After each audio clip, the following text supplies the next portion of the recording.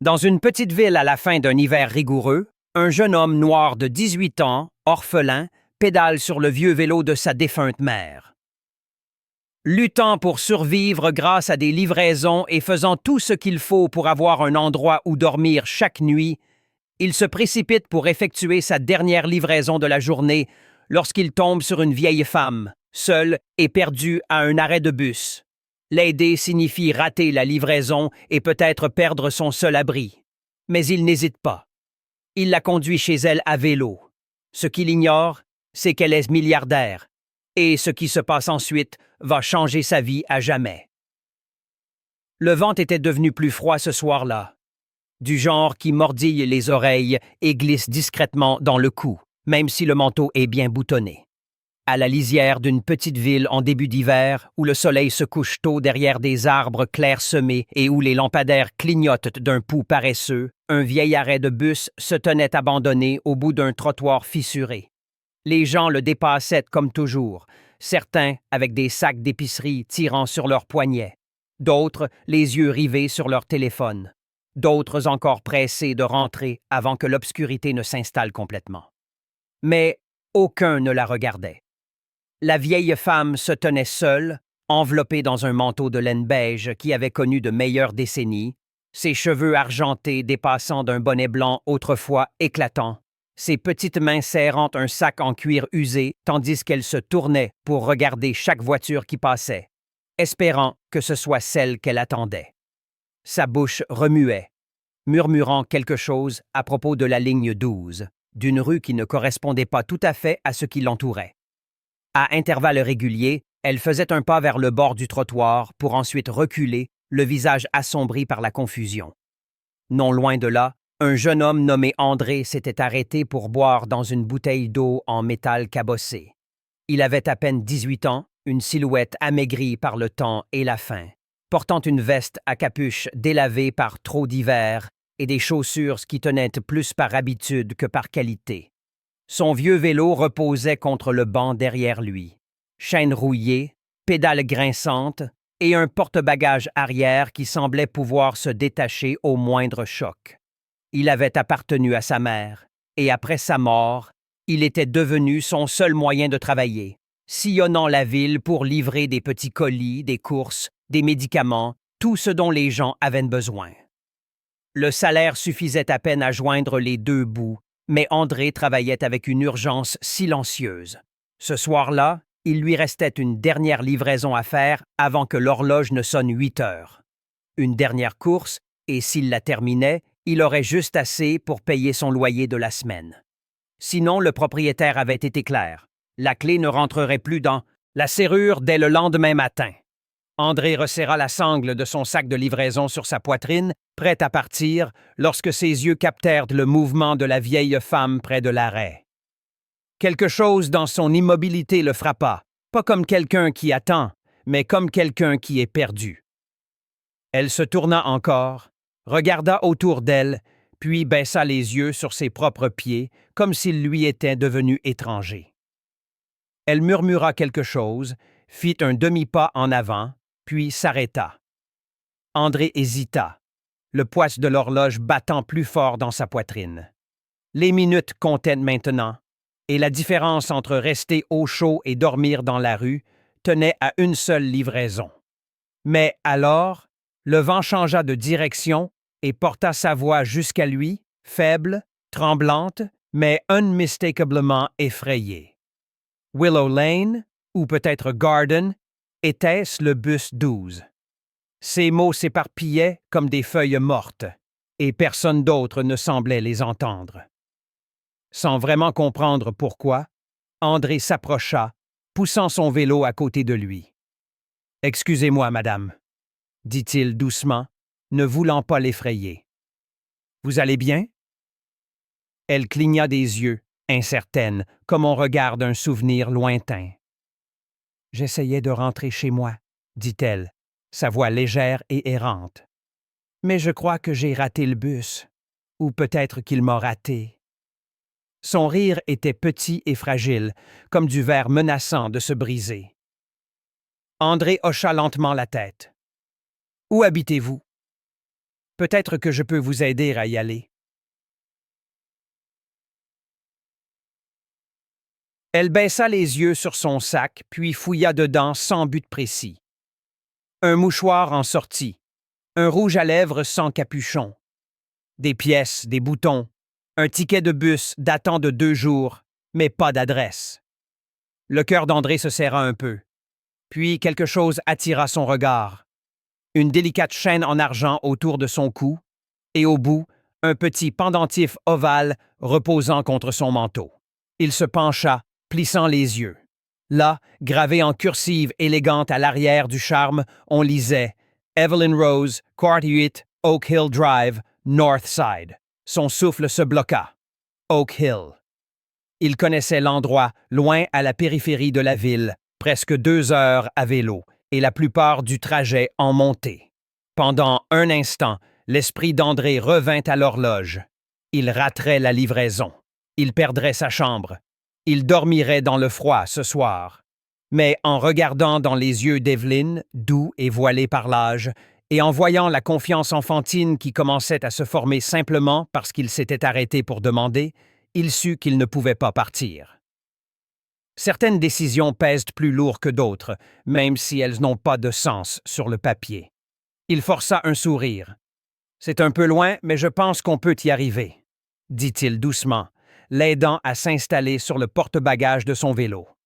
Il attacha son écharpe de rechange autour du siège et enroula sa veste autour de ses épaules. « Tenez-vous bien, d'accord, on va y aller doucement. » Elle gloussa, hébétée mais reconnaissante, et dit « Tu me rappelles quelqu'un. Mon petit-fils, il portait des chaussures comme les tiennes. Toujours abîmé, toujours fier. » André ne la corrigea pas. Il hocha simplement la tête et commença à pédaler lentement au début, puis plus régulièrement alors qu'il laissait les lumières de la ville derrière eux. Le ciel vira au lavande, puis au gris, et enfin à une obscurité plus profonde. La route montait, tournait, s'étendait à l'infini, mais André continuait, chaque tour de pédale résonnant d'un sentiment de but. Derrière lui, Evelyn fredonnait une mélodie, s'interrompant parfois, demandant où ils étaient, oubliant la réponse quelques minutes plus tard. Il répondait à chaque fois comme si c'était nouveau. « On se rapproche. Ne vous inquiétez pas, juste après la prochaine colline. » Le vent devint plus mordant, les lampadaires plus rares, mais il gardait les yeux fixés devant lui. Ils traversèrent des champs endormis sous le givre, franchirent des ponts éclairés seulement par la lune et s'arrêtèrent une fois pour qu'Evelyn reprenne son souffle. Il lui acheta une tasse de thé chaud dans une station-service en bord de route avec le dernier dollar qu'il avait en poche, et elle insista pour qu'il prenne la première gorgée. « Tu en as plus besoin, » dit-elle avec une tendresse sévère qui lui rappela sa mère. Quand la grille de 48 Oak Hill apparut enfin, blanchie à la chaux, avec de la peinture écaillée et du lierre s'enroulant autour des barres de fer, il était presque 21h30. Les jambes d'André lui faisaient mal.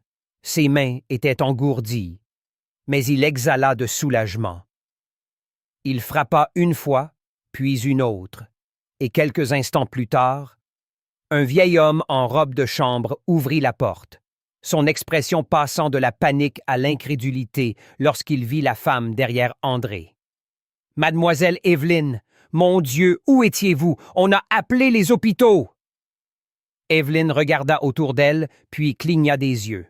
« Je suis partie me promener, ou peut-être rouler, je suppose. » Elle sourit à André. L'homme le remercia abondamment, la voix tremblante. « Entrez, je vous en prie. Réchauffez-vous, mangez quelque chose. Laissez-nous vous ramener. » Mais André secoua la tête, fatigué mais satisfait. « Pas besoin. Je dois rentrer avant qu'il ne fasse plus froid. » Il griffonna son numéro sur un reçu déchiré et le tendit. « Au cas où vous auriez encore besoin d'aide. » Et sur ce, il remonta sur son vélo et s'éloigna dans l'obscurité, ignorant que sa chambre serait verrouillée et son lit remplacé par le sol d'un placard de rangement, mais ignorant aussi que quelque chose de bien plus significatif venait de commencer. Au moment où André atteignit à nouveau la lisière de la ville, les lampadaires s'étaient raréfiés et la chaleur du thé de la station-service avait depuis longtemps quitté ses mains. Ses articulations étaient raides et chaque bosse sur la route vibrait à travers le guidon jusque dans ses os, mais il ne se plaignait pas. Le retour était plus calme, plus solitaire d'une certaine manière, sans la voix douce derrière lui ou le léger poids familier de quelqu'un qui lui faisait confiance pour continuer à pédaler. Le vent s'était levé, sifflant à travers les arbres dénudés, portant avec lui les premières sensations de l'hiver profond. Odeur de bois brûlé, métal froid et quelque chose d'amer qui semblait toujours flotter dans l'air après 21 heures. André descendit en roue libre le dernier pâté de maison jusqu'à sa pension. Un bâtiment étroit de 2 étages à la peinture écaillée et à l'éclairage de Porsche hors service. Il gara son vélo discrètement, monta les marches et fouilla dans sa poche pour trouver la clé, seulement pour découvrir un espace vide. D'abord, il pensa qu'il avait simplement cherché dans la mauvaise poche. Mais après avoir vérifié chaque coin, chaque poche, chaque couture de sa veste et de son jean, la vérité devint douloureusement claire. La clé avait disparu. Il frappa doucement à la porte, espérant que le propriétaire soit encore éveillé, mais aucune lumière ne s'alluma. Il frappa encore, puis plus fort. Rien. Quand il essaya la poignée, elle ne bougea pas. Puis, comme pour confirmer l'inévitable, il baissa les yeux et vit le petit tas de ses affaires. Une chemise de rechange, une serviette, un chargeur de téléphone fissuré, tout entassé dans un sac plastique d'épicerie laissé à côté de la porte comme le courrier de la veille. Une note était scotchée à la porte. 3 mots écrits en gros marqueur noir. Loyer dû. Serrure changée. Son souffle se bloqua dans sa gorge. Il resta là une longue minute, vélo à ses côtés, ne sachant s'il devait jurer ou pleurer. Il ne fit ni l'un ni l'autre. Au lieu de cela, André se tourna vers le centre de la ville. Ses jambes lui faisaient de mal depuis le trajet jusqu'à Oak Hill et retour. Mais il ne les laissa pas se reposer. Il pédala lentement, sachant qu'il n'avait plus nulle part où aller, mais ayant besoin de bouger quand même, car le froid s'installait maintenant dans sa poitrine et l'immobilité ne ferait qu'empirer les choses. Il était presque minuit lorsqu'il passa par la ruelle derrière le marché Johnson, un petit magasin de quartier où il aidait parfois à réapprovisionner les étagères en échange de pain de la veille et de quelques dollars par-ci par-là.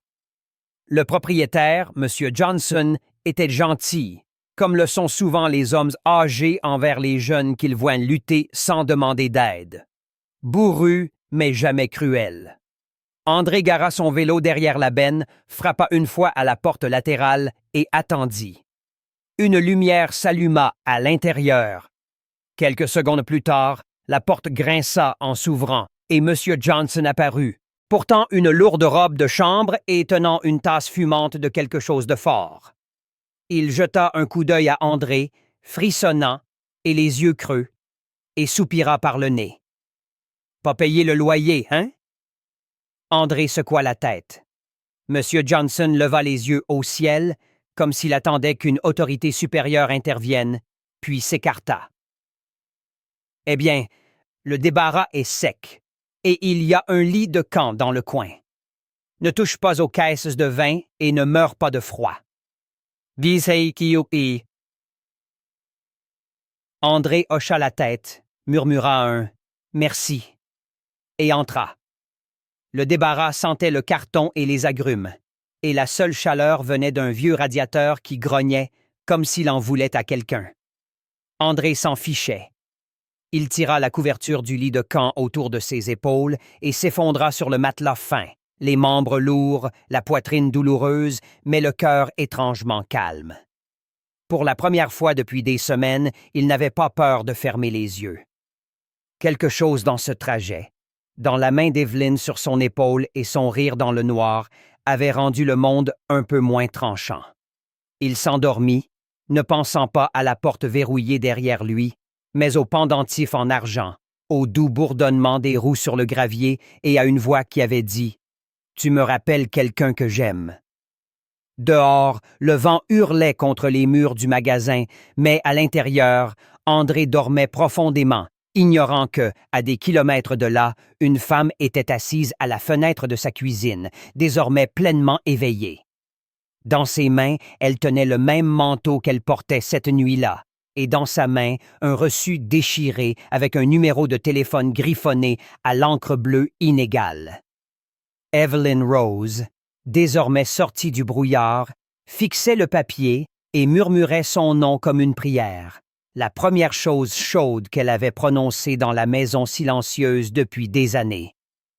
Le matin arriva dans un silence pâle et hésitant, comme si le ciel lui-même n'était pas sûr de vouloir se réveiller. Une douce lumière grise s'infiltra dans l'arrière-boutique du marché Johnson, filtrant à travers la petite fenêtre givrée de poussière et se posant sur la silhouette immobile d'André, encore blotti sous la mince couverture.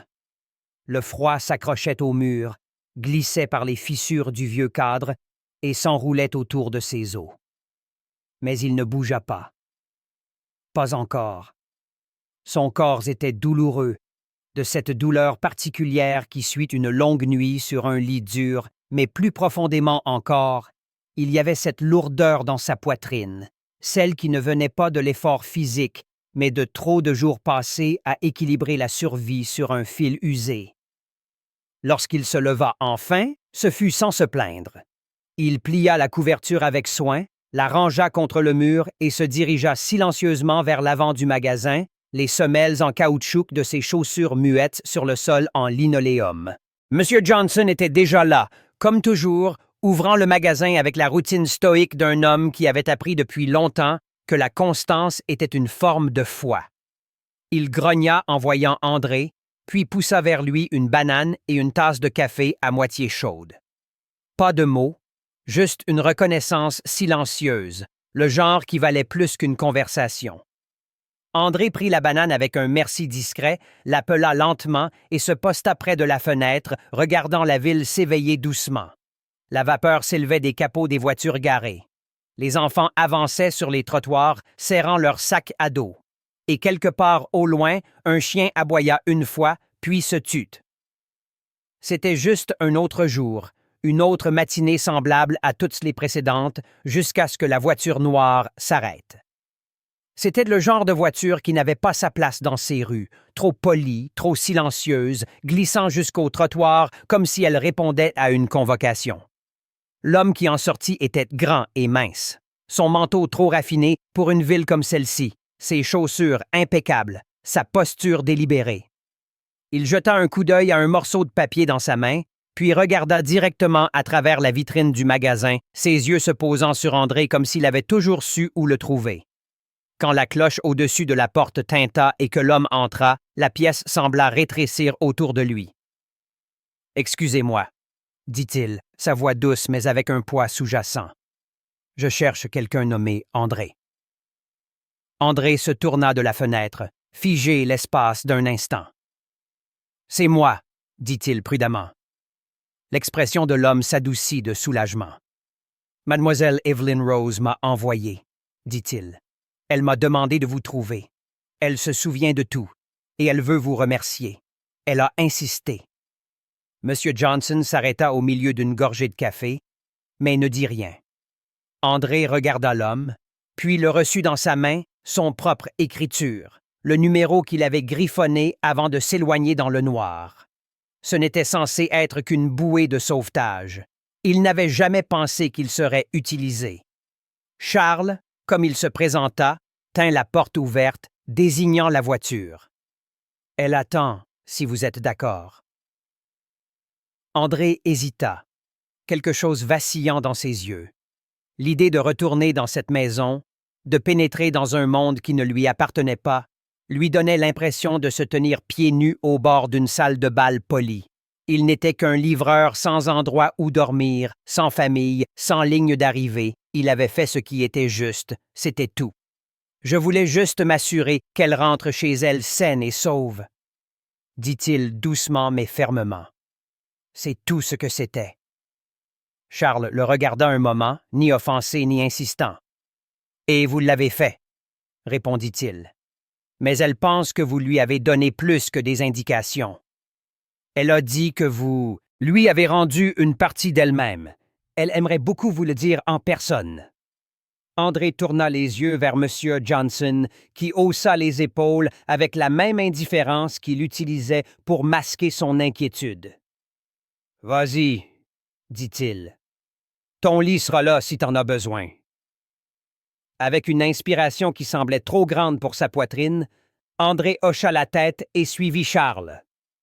Le trajet jusqu'à Oak Hill était surréaliste en plein jour. Les arbres qui avaient semblé menaçants dans l'obscurité la veille se dressaient maintenant droits et immobiles, sentinelles d'un chemin forestier secret. Les virages semblaient plus courts, les collines moins raides. Mais André se souvenait de chacun d'eux, chaque pierre et chaque pente gravée dans la mémoire de ses jambes. Quand ils atteignirent la grande maison blanche, elle ne ressemblait plus à un monument, mais à un souvenir, familier, adouci par l'heure. Charles le conduisit par l'entrée latérale dans une pièce remplie de soleil, de vieux livres et d'une chaleur silencieuse. Là, assise près de la fenêtre, se tenait Evelyn, non pas la femme errante et désorientée de la veille, mais quelqu'un de totalement différent. Ses yeux étaient vifs, ses cheveux soigneusement attachés. Et quand elle vit André, son sourire éclata sur son visage comme l'aube sur les montagnes. « Toi, » souffla-t-elle, sa voix tremblante juste assez pour montrer sa vérité. « Tu m'as ramené chez moi. » Elle tendit les mains vers lui, sa prise douce mais insistante. « Je me souviens de tout, chaque rue, chaque mot. Tu ne m'as pas traité comme une étrangère. Tu m'as fait me sentir en sécurité. » André baissa la tête, ne sachant que dire, les louanges semblant trop grandes pour l'acte simple qu'il avait accompli. Mais Evelyn n'avait pas fini. Elle se pencha en avant, ses yeux scrutant les siens. « Je ne connais pas ton histoire, » dit-elle. « Mais j'aimerais la connaître. Et si tu n'as nulle part où aller, j'aimerais t'offrir une place ici. Pas juste pour ce soir, pour plus longtemps, si tu me le permets. Cette maison a trop de pièces et pas assez de bonté. Tu pourrais changer cela. » André cligna des yeux, l'offre le prenant complètement au dépourvu. C'était généreux, plus que généreux, et pourtant quelque chose en lui résistait. Il fit un pas en arrière, sa voix basse mais ferme. « C'est gentil de votre part, vraiment, mais je n'ai pas fait ça pour obtenir quoi que ce soit. Je voulais juste que vous soyez en sécurité, c'est tout. » Les yeux d'Evelyn ne vacillèrent pas. « Et c'est exactement pourquoi je veux que tu restes, » dit-elle doucement. Il ne répondit pas tout de suite. Le silence entre eux s'étira, doux mais incertain, rempli d'un sentiment que ni l'un ni l'autre ne pouvait tout à fait nommer. Et bien qu'André retourne au marché ce soir-là, dormant à Nouvos, dans le débarras et se réveillant dans le même froid, quelque chose avait changé.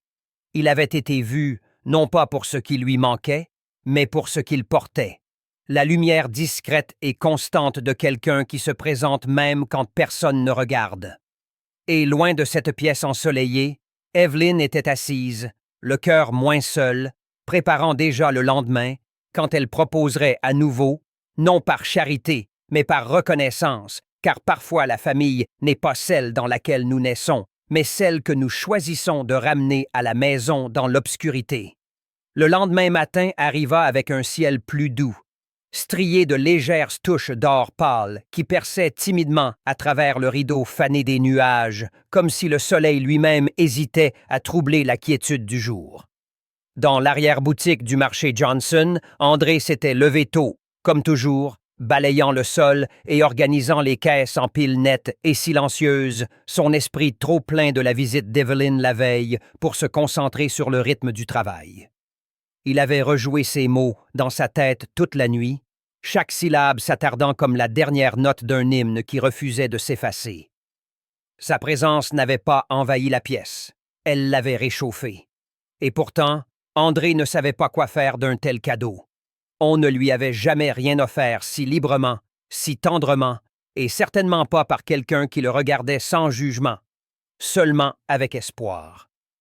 Alors qu'il posait une boîte de pêches en conserve, la cloche de la porte tinta, non pas avec le claquement impatient d'un client habituel, mais avec un carillon doux et mesuré qui semblait familier.